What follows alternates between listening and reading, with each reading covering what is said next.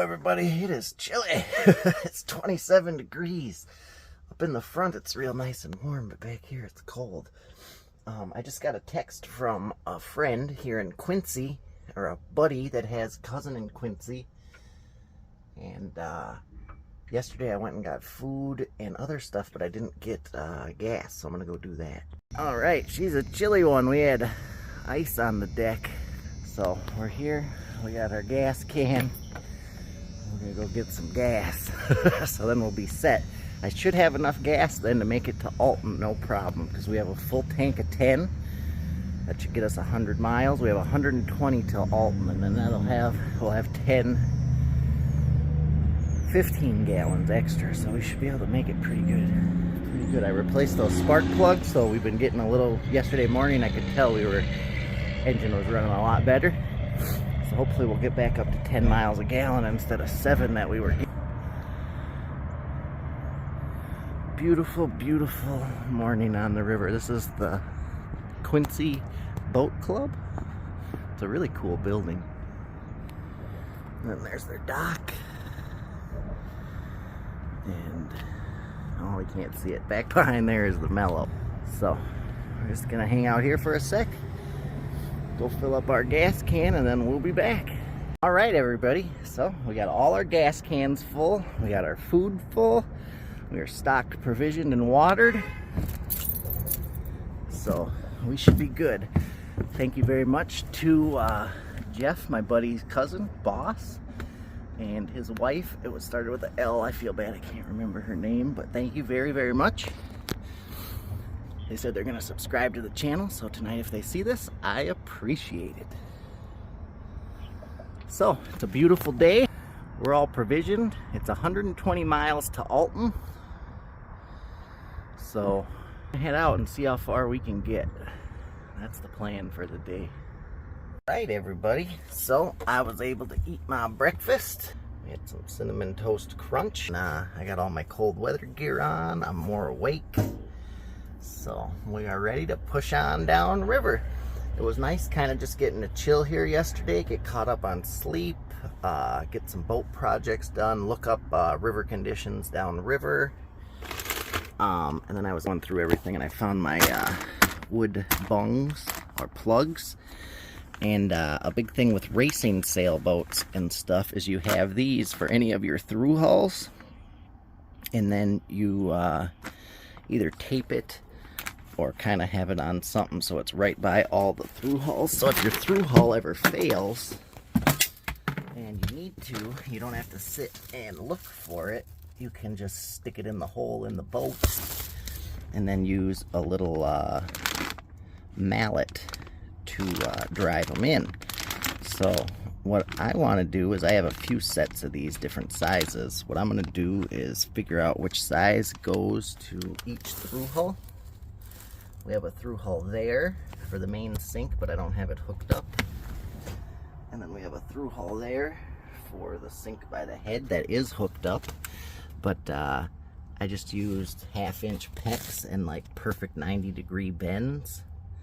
And we didn't just use the pressure pecs fittings, we used the crimp fittings, and we used 2 on each joint so that it's real safe. But the thing is, with 90 degrees and 1/2-inch pecs tubing, which is the blue tubing there, my front sink clogged, went up there. So I learned to wash the pans, put some water in there, scrub them, and then throw it over the side of the boat, not drain it down the sink there. It was nice and convenient, but it clogged up real easy with all the rice and stuff. Plans for the future would be to get a newer, bigger through hull and then hook up like a plumbing fitting to it so that it could actually drain better. But that's not a priority. It works the way we got it, but I do want to have my emergency rubber bungs or plugs stationed right by all the through hulls so they would be prepared. Also, we have 2 through hulls. We have a wet exhaust that I redid when I redid the transom here, and we had to re-glass everything. that's on the left there. So I know that's safe. We ended up using 3M 5200. I screwed it in, and then I also have like a 1/4 inch or 1/2 inch of fiberglass like square that I made inside. And then on this side for our bilge pump we have 1 inch out. So I'd like to get that down and in there and available, so if we ever need them. Most of the time those are never underwater unless we're going with the motor, and then the motor pushes the back of the boat down when you're going. So I guess we wouldn't really ever have to worry about those leaking if they broke. But if we were going with the motor and it broke, it could let water in. Have those. So, and then we have spare ones if we ever get a hole anywhere else on the boat. And if we hit something, the majority of the time you don't make a perfect hole. So you have those wood plugs and then like a towel, or I also have 2 like the wax seal for a toilet that I have, and you can grab that wax and stick that in around there, and that helps as well. So that's kind of our emergency leak repair kit and what we have planned if that happens. So that's kind of showing you guys that. And it's real good that I got that all out, because before it was like in one of my totes, the little totes I have down in like the bilge compartment and way on the bottom. So if we had an emergency, I would have taken forever to get them out. So you want to have those out. I was watching some sailboat racing videos last night, and one of the guys was talking about the requirements for when you race on the sailboat, that the local marina checks everything to make sure you have all your gear correct. And one of the things was that you have those wood plugs by all of your through hulls, either on a tether or like taped or something, and then a mallet that is available. So we have a rubber mallet, and I don't have it where I can just grab it, but I can lift up that cushion and it's the first thing that's in there then, and then I'd be able to grab it and put those in case we were sinking. So just letting everybody know kind of what we have on board, and then if anybody else was wanting to do this trip or just sailing or boating in general, it's definitely always good to have some of these on board. And then one of those wax toilet seals, and then we also have this marine text, and it'll actually cure underwater if there's a leak. So always good to have emergency that stuff. And then, you know, of course, bilge pumps and all that. We have our automatic bilge pump that has a sensor that'll go off if the water gets too high, and then ability to manually override it. Up here we can do that. I have the switch backwards here, so but it actually works.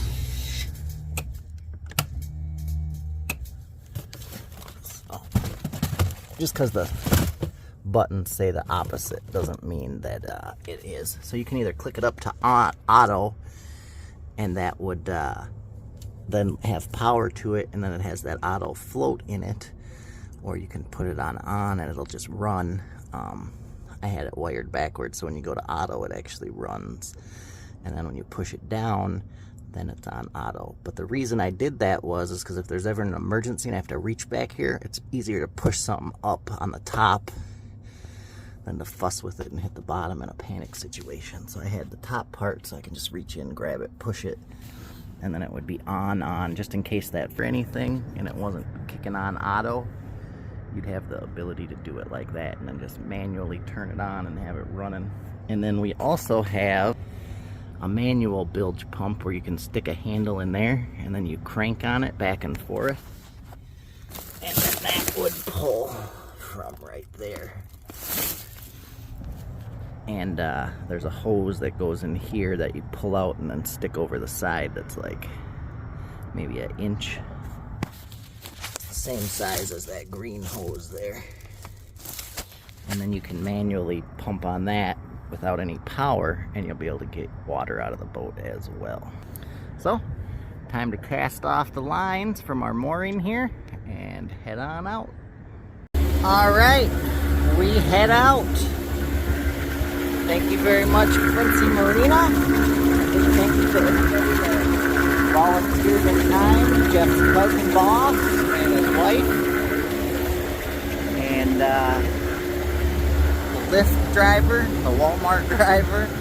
It was just good times. Good times. That bridge was beautiful at night. We got some really cool sunset pictures with the boat. I'll edit those in the video so you guys can see them. So we're headed out, and I'm going to try to make it to Lock and Dam 21 here. There's a barge coming miles up that way. I can get up to this lock before it gets down here. They travel about 8 or 9 miles an hour, so it should take them an hour to get down here, a half hour. And I'm only 2 miles from the Lock and Dam. I'm going to push it to 7 miles an hour for us. We just got those new spark plugs, new fuel filter, all that. Everything's running good, so it's not like we're really pushing the engine.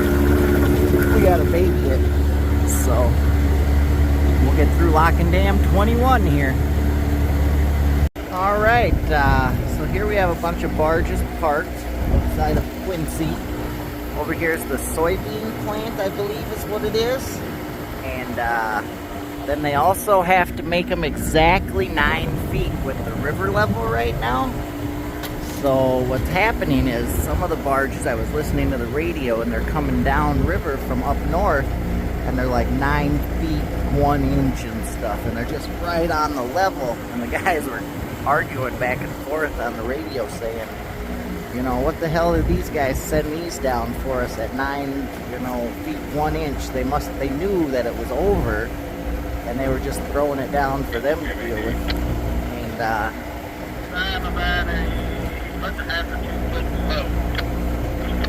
so they were,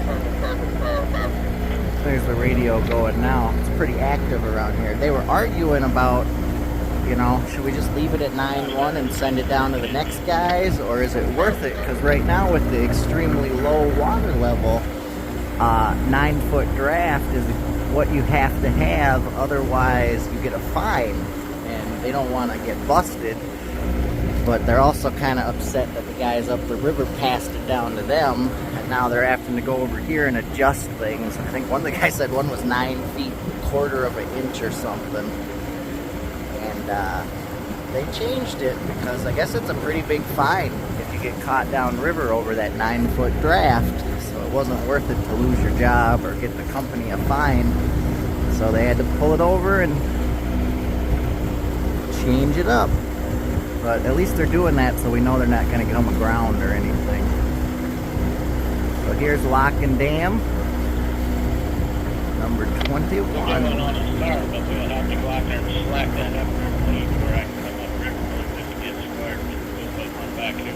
Alright, here we are on Lock and Dam, number 21. This one should be pretty easy. Not very much wind today. It is a headwind again.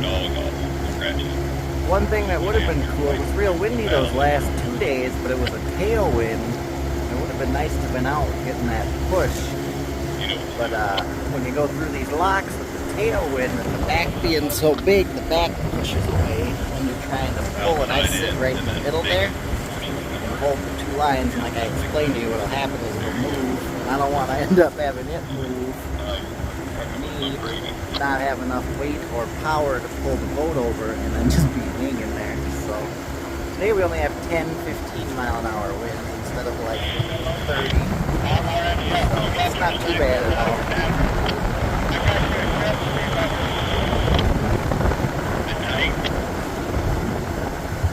We've sailed on Lake Mille Lacs up there in like 30 mile an hour winds for fun.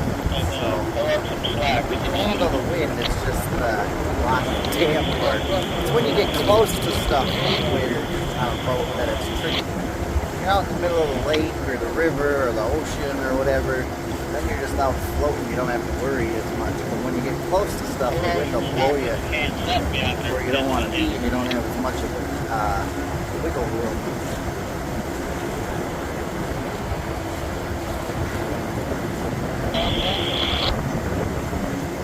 Well, we already called ahead. They have it open, and we made it before that barge behind us. So we're good to go, and there shouldn't be on the AIS any more barges in front of us. We're going to end up going by Hannibal, which is, we were talking about Mark Twain before, and that's where Tom Sawyer's birthplace is. And apparently the original Lover's Leap as well, someone had mentioned. Here we go. Lock and Dam number 21.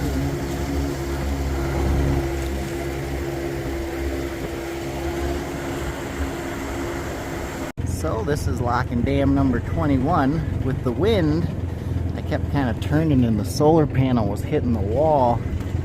So they said, hey, if you want to float, that might be a little easier. And it's actually way easier because I just sit here kind of in neutral and then I steer the wheel back and forth, and we have a slight bit of rear movement from the wind, so you gotta steer in reverse, but then you can just sit here and keep the boat right in the middle. It's way easier, and you said to suggest that to the next Lock and Dam too, so wire on that barge ahead of us up there, right? So definitely that they would let me float. I know people have mentioned it before, that it's something that sometimes they let you do, like when you're kayaking, but I didn't know if they'd let me with the sailboat. And I'm definitely going to ask for that in the next few, because that is way easier than trying to hold the ropes and everything, in my opinion. So, good to know, good to know. Ooh, shit.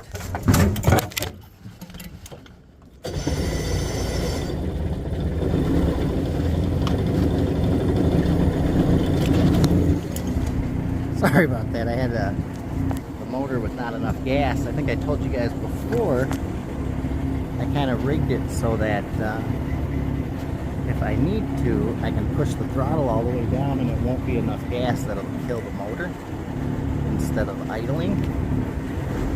And by doing that, it's kind of like a safety feature if I need it. But sometimes I forget, especially when I was sitting here recording. We don't want to push it down that far. When it died there in the lock just now, I just went, uh-oh, this is the next lock after the one we died in last. So we don't want, or no, we had one between there. So we don't want that to happen again. So my heart just dropped there. And I went, uh-oh. So it shouldn't be. Had to do the key and the motor fired right up. And even if it didn't, we do have the backup motor here, and it's all primed and everything, so we wouldn't have to worry about that. So, good times. So hopefully it shouldn't be too much longer. These guys at Lock and Dam 21 are real nice and friendly. So, they said check out downriver in Memphis, it's getting pretty crazy. So, we'll have to tonight when we get home check on Google and see what we get there.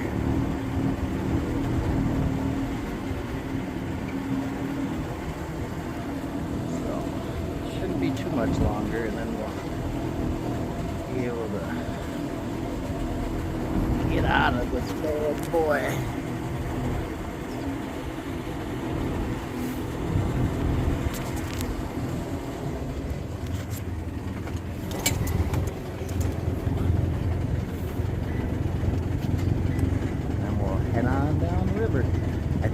I haven't checked yet exactly how far Lock and Dam 22 is, but as soon as we get past this one, we'll check it out. I'm pretty sure it's right by Hannibal. I think that's like 10 or 15 miles down the river. So I should have checked, but I was a little more concerned about the wind this morning, and then I saw that barge was coming, and in my head I was thinking, hey, I want to get ahead of this before I get stuck behind it, because it was kind of a long one, and sometimes they got to do it in parts, and that can take, you know, a half hour to get through the lock. And it was already 11 o'clock, so I want to get moving. So we shot out, and I should have checked it out and knew the exact, but I know the rough mileage, so we're good. So thank you very much to Lock and Dam number 21. You guys are awesome.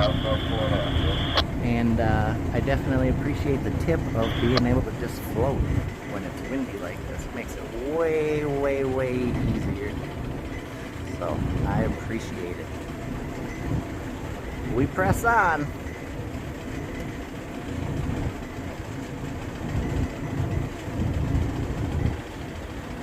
We press on.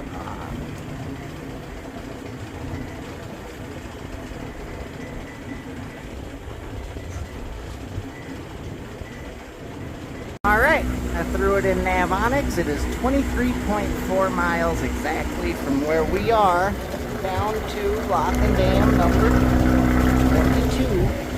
And Hannibal is before that about 17, 18 miles. So we press on. Here they're loading some stone into a barge. Kind of cool, but loader there goes and grabs the rock.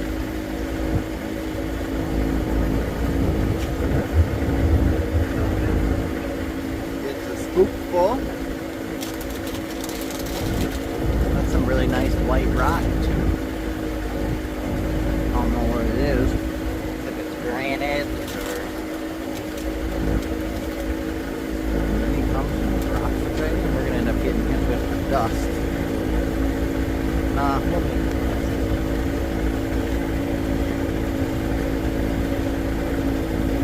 Pretty front row seat. There's a little tug there. A little guy.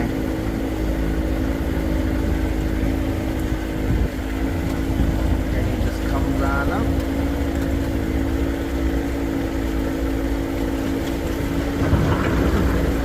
Drops it in.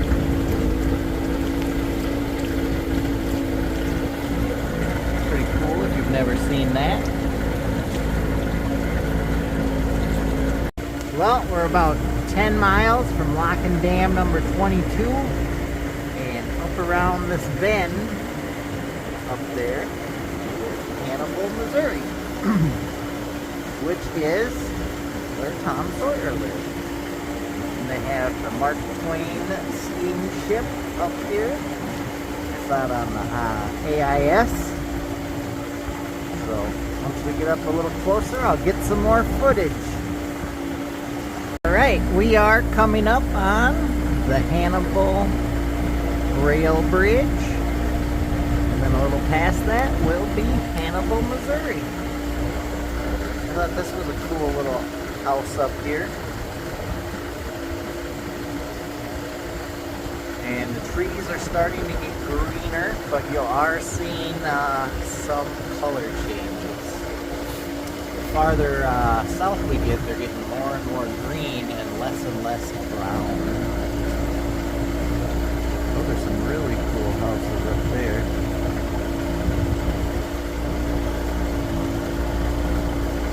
I like how that one has like a round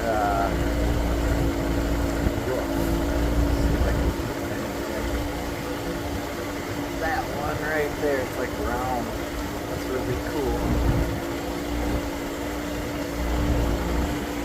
So I'll come back once we get a little closer here to the Hannibal rail bridge. Navonics, it said we had 21 feet, so we should be good to go.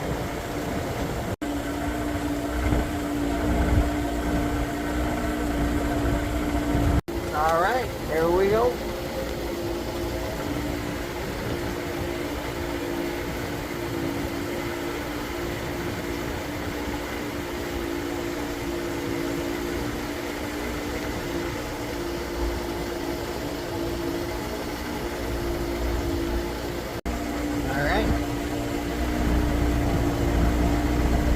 Hannibal Rail Bridge. And then after this is the Hannibal Vehicle Bridge. And as you can see, the river is low.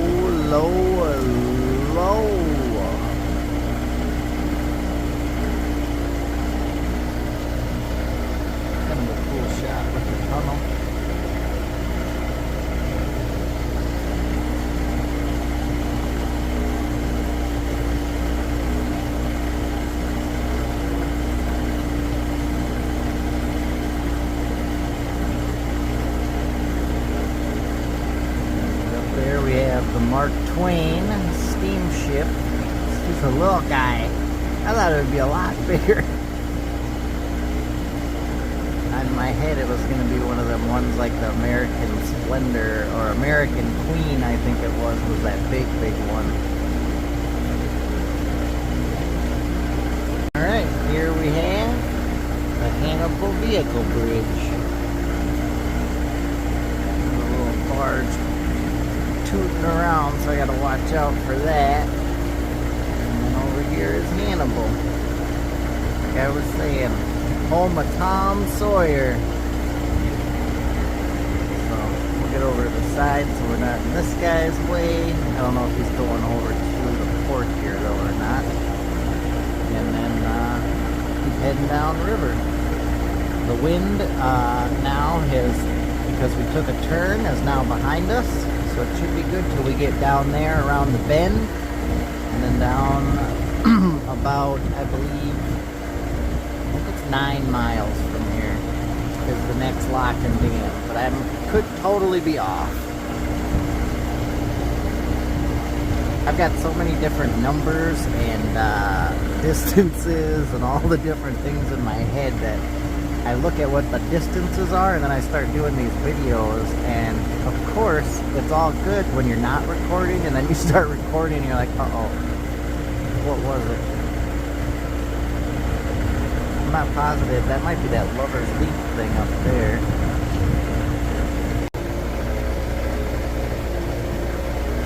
There is Hannibal. We will not be stopping here because we are nice and stocked up on everything, and we are going to keep on pushing on.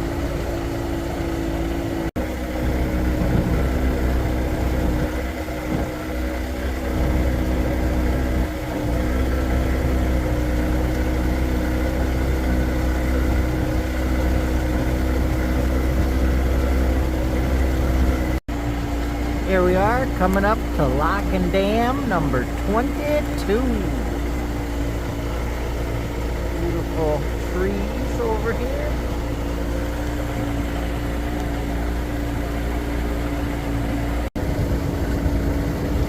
Here is Lock and Dam number 22. Here we have Lock and Dam number 22.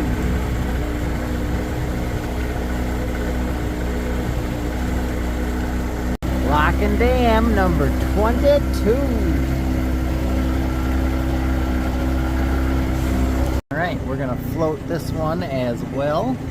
So, it's definitely nice to be able to float these. I was always kind of worried about floating with them, but it is actually way, way easier to float these than I thought, because you get to sit right here in the middle.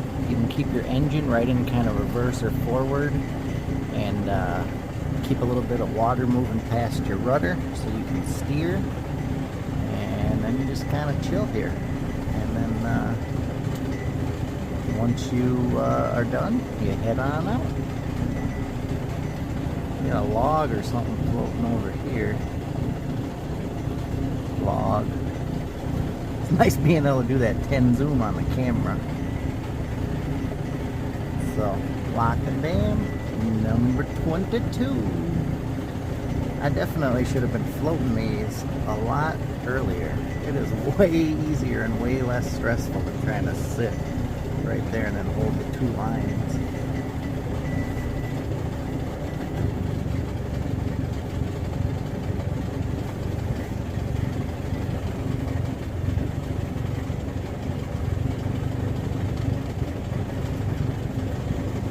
Wanted to see how the process went floating. This is how that works.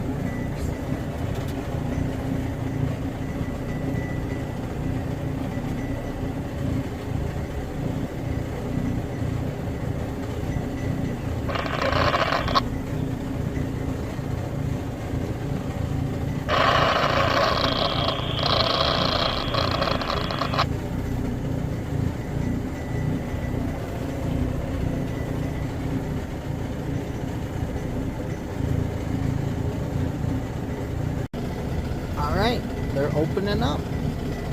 Definitely way easier to just float these, even in the high wind. You just kind of go back and forth with it a little bit.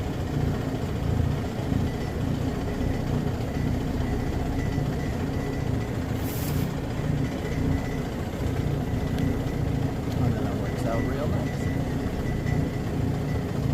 Gotta get a better shot at just how thick those lock and dam doors are.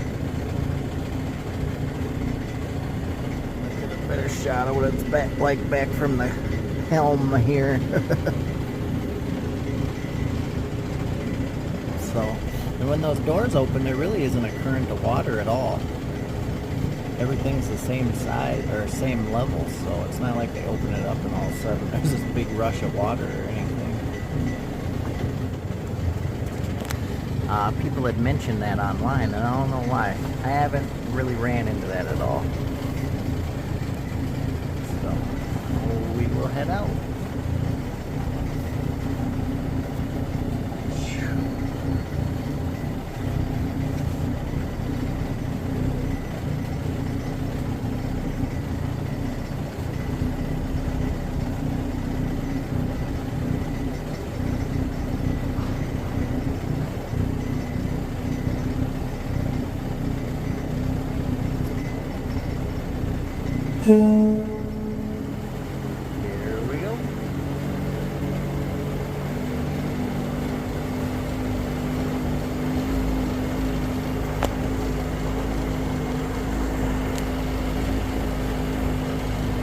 Definitely should have tried floating maze the whole time. So we're gonna have a barge coming up right here. So we are gonna run down and get past that green marker right there. So it will not have to worry. Alright, the next lock and dam is actually lock and dam number 24. They planned to do a lock and dam number 23, and then they decided they didn't need it, and they never renumbered the locks and dams. Kind of a cool little interesting fact. I was looking on my Navonics and I was going, what the? So, it's about 36 miles to the next lock and dam. So, we're going to try to get that in tonight.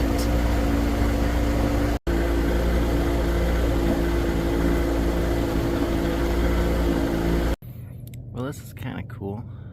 These two deer, mom and a fawn, came down to the water to drink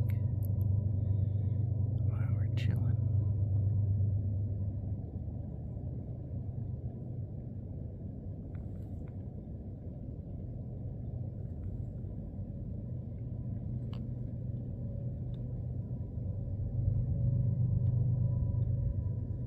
No Bigfoots, though.